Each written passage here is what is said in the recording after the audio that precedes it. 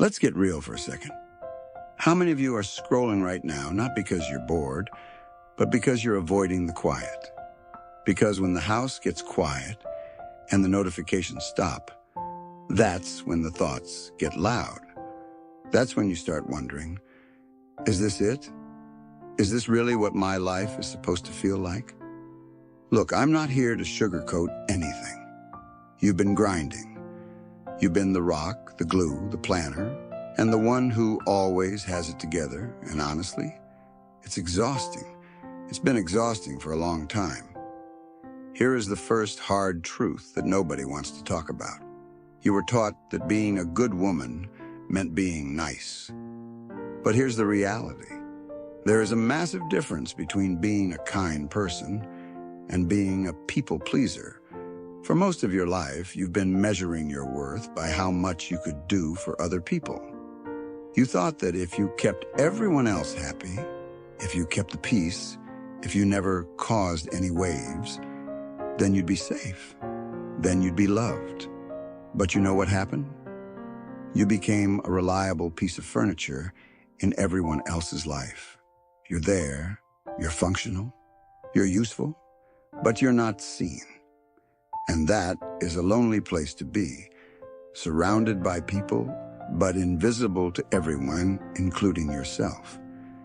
Here's the second truth, and this one stings a little more. You are terrified of changing because you are comfortable in your misery. Think about that. It sounds crazy, right? But the version of your life that you have right now, even if it's unhappy, even if you feel unfulfilled, it's familiar. You know the script. You know how to play the role. Changing that, setting a new boundary, saying no when you've always said yes, walking away from a dynamic that's draining your soul, that requires you to walk into the unknown.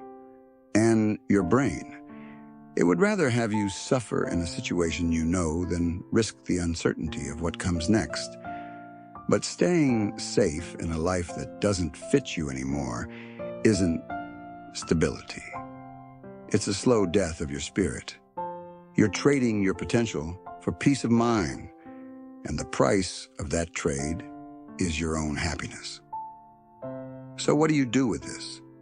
You stop waiting for permission. You stop waiting for the people who benefit from you being small to tell you it's okay to get big. They won't. They like you just the way you are, quiet, accommodating, and convenient. You have to be the one to decide that you're worth more than the services you provide. You are a person, not a resource. And yeah, it's going to be messy. People might get mad. You might lose some connections. But the people who leave when you start setting boundaries, they were never your people. They were just customers, and they just lost their favorite supplier. You're in the middle of your life. Not the end, not the beginning. The middle. And the middle is where you have the most power. You have the experience. You have the strength. And now you have the clarity. Cut yourself some slack today. You've been carrying a lot. But you don't have to carry it all anymore. It's okay to put it down. It's okay to start choosing you. I promise, the version of you on the other side of that choice, she's waiting for you. And she's absolutely worth the fight. You've got this.